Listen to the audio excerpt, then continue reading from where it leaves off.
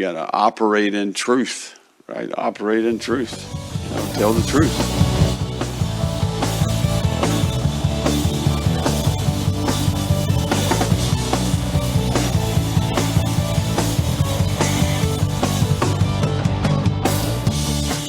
Hello, everybody, and welcome to the Gator Truth Florida Football Podcast. I'm Daniel, and on this episode, I have a special guest, my friend Mark Yakub. He's here to talk a little bit about his Gator fandom, and this was something I talked about back in October and also recently about talking to you guys and about your Gator story. Well, Mark here, he's been a friend of mine for over 20 years. He's been going to games with me for over 20 years, so I think he'd be a good intro. And I would definitely, after this, like to talk to more of you about your Gator story. Welcome to the show, Mark. How are you doing today? I'm doing good. Thank you very much for having me on. And thank you for coming on the Gator Truth Florida Football Podcast and being a guinea pig for this new type of segment that we're doing. So with that said, can you tell the listeners a little bit about your Gator story? When and how did you become a fan of Florida Gators football?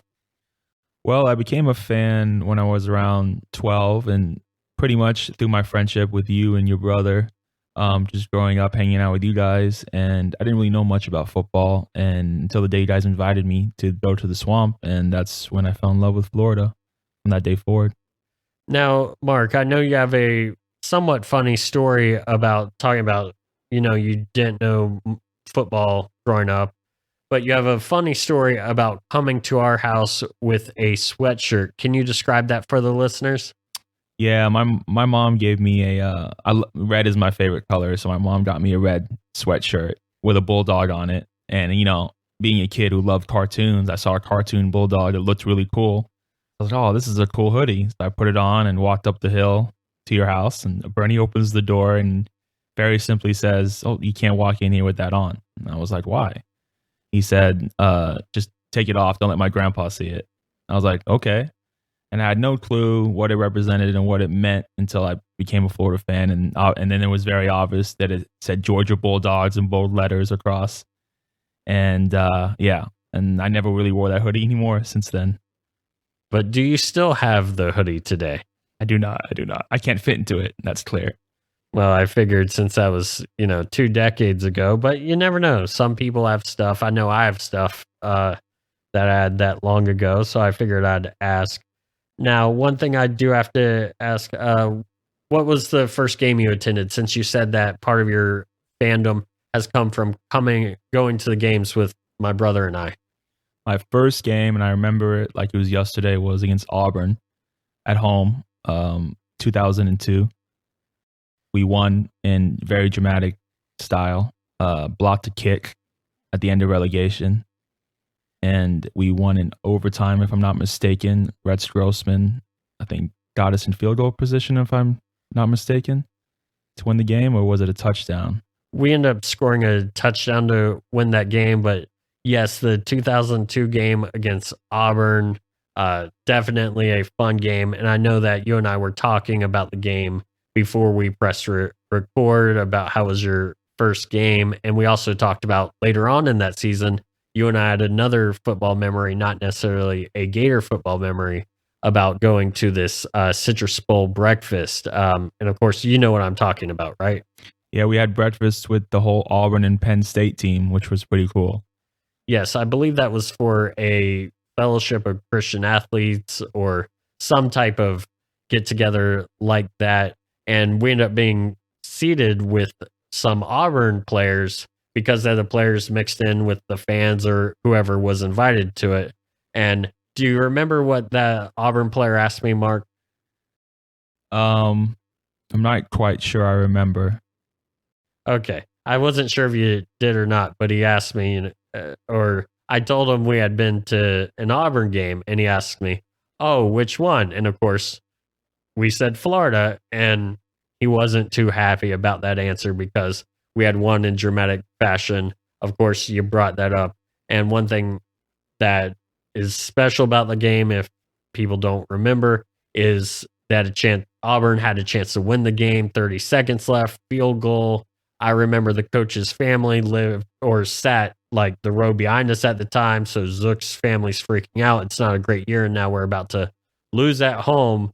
And of course, we end up blocking the kick to send it to overtime, which we did. And as you said, Rex Grossman leads us to a touchdown in overtime to win that game.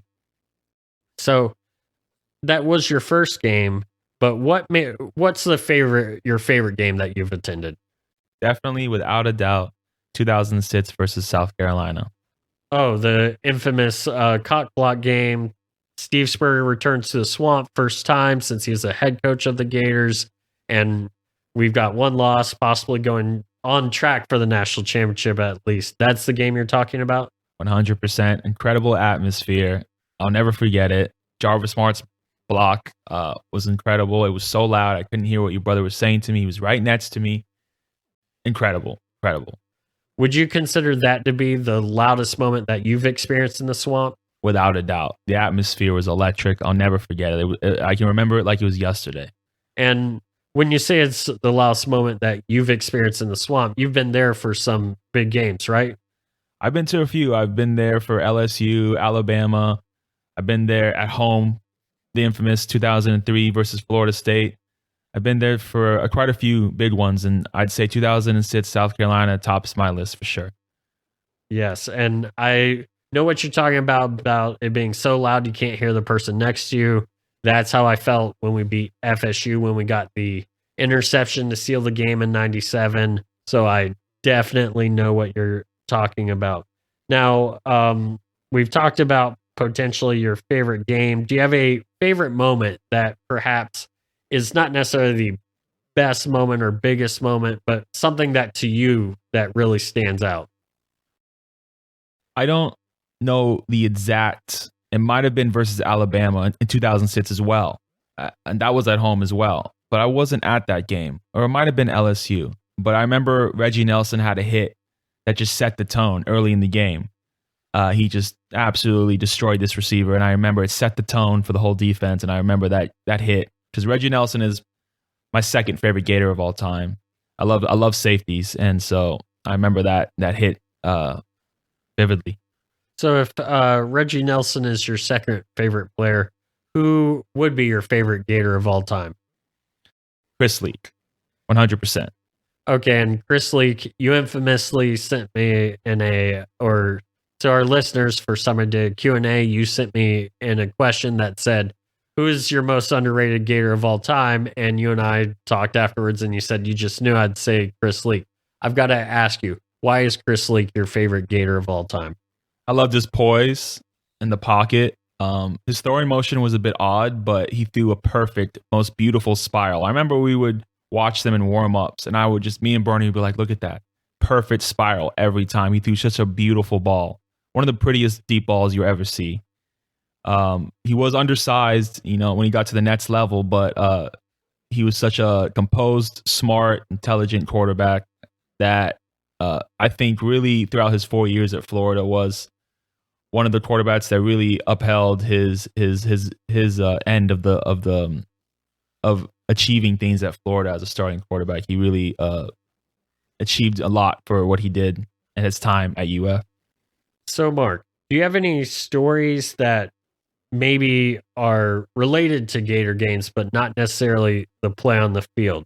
For example, I tell stories all the time about how when I was a kid going to the 95 Tennessee game, and I remember just playing in the rain at the game and enjoying myself that way. Or there's plenty of stories I'll share later about Florida, Georgia that don't necessarily relate to the game on the field, but whether it's action that happened on the in the stands with you, whether it's something pre-game that you thought was pretty cool. Do you have any stories like that just are fun stories relating to Gator football and your experience with Gator football? I remember one of me and Bernie's favorite players was Ben Troop. I remember we got pretty early to the stadium as usual, and I remember Bernie was like, let's go see if we can get an autograph from Ben Troop. And I was like, well, I don't really want to. You go down there. And Bernie went down there and he got the autograph from Ben Troop, and I regret not going down there with him. Ben Troop, of course, Gator great, host of the podcast 84 Reasons, does some work with the Gator Collective. So, as you said, great Gator. Do you have any other stories that kind of like that relating to Gator football?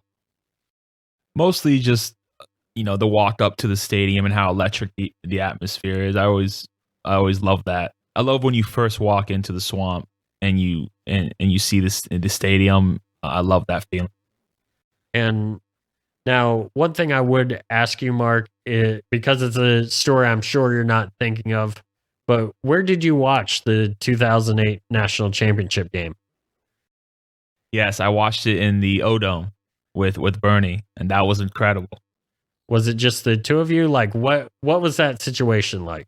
It was packed, full of Gator fans. They had the game on the big screens at the top of the stadium, and we watched the national championship versus Oklahoma, and it was electric. And I remember when Major Wright had that hit in the very beginning of the game, it set the tempo, and the whole stadium went crazy after that hit. I knew after that hit we were going to win the game because that hit really set the tempo. And what was the feeling like after we ended up winning the national championship game for you being there in Gainesville in the O-Dome with a bunch of fans and students? What was that like? Unbelievable. It was like a movie. It was unbelievable. Now, with that said, I've asked about your favorite game, your favorite player, things like that. What would you say is your favorite Florida Gator football moment? My favorite moment, it would be either Tebow's very famous, infamous speech after the Mississippi loss that really galvanized us, or it would be versus Ohio State, Earl Everett when he lost his helmet and he made an incredible sack. I remember that. Yeah, I mean, obviously those are two all-time Gator things and definitely something that I could see as your favorite moment for Gators football. Now, for these episodes, I don't really want to get into too much talking about the current state because there's so many different thoughts out there. I just want us to explore fandom and what that means. And again, thank you for coming on. But I will ask, as a generality, what is something that you would like to do with Gators football that maybe you've not done before, something you would like to experience? Definitely go to more away games. I've only been to a few, and I definitely want to experience as many atmospheres, the legendary SEC atmospheres, Death Valley, South Carolina, Alabama. I definitely want to travel to as many away games as I can. That's really the essence of college football, is the atmosphere and the different stadiums and the different cultures that you experience. Like you told me when you went to the LSU game in Death Valley, you guys had the incredible food there that you ate with the fans, and they were so hospitable to you guys. So definitely I want to do that. Okay, perfect. And if you had to choose one stadium to go to and only one, what one would you choose? Throughout the whole country? Or just the SEC? For the SEC, since you said you would like to experience the SEC. Death Valley. Death Valley, all right. Okay. And then the whole country, Happy Valley. For a whiteout game, Yes. Yeah. Definitely something I'd like to experience one day as well. Big House is also up there as well.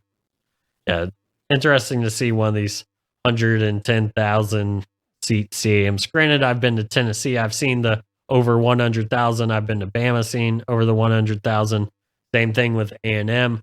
And they all have different feels. Although I think A&M and Bama, at least for the way the stadium feels, not necessarily the atmosphere, definitely feel the same with these just two massive end zones, where Tennessee is more of just equal all the way around. Granted, they've made a few cosmetic changes throughout the years, but definitely something to do. With that said, thank you for coming in. Thank you for spending some time with us, letting the listeners get to know you. Something that I know you've done. You helped design the logo for this podcast, helped come up with the name of the podcast when I didn't really want to call it Gator Truth, since that's a moniker I have used on message boards on Twitter. And you're like, nah, I think that sounds really good. So thank you for all of that. Thank you, and thank you for bringing me on, and I really enjoyed it. Go Gators. Go Gators. And as we wrap up this episode of the Gator Truth Florida Football Podcast, I do want to give a shout out to the Alvarez Lawn Company. If you are in the Central Florida area and you're looking for someone to help out with landscaping, yard work, things like that, do give them a call at 407-490-2617. Again, that's the Alvarez Lawn Company. You can also contact them at alvarezlawncompany@gmail.com. Alvarez Lawn Company, they are building plans that work for you. With that said, thank you everyone for listening. And I would also like to say thank you again to Mark for coming on, being the guinea pig for this style of format. I do want to hear your Gator stories, so please reach out to me. I do believe as Gator Nation, we can unite through our common experiences, through some of our favorite moments, some of our just good times with Gators football with friends and family, and just how it really has made us feel throughout the years. So definitely reach out to me. We'll figure out a way to have this chat. Either reach out at Gator Podcast on Twitter, or you can contact me at gatortruth133@gmail.com. Once again, thank you everyone for listening. And as always, go Gators.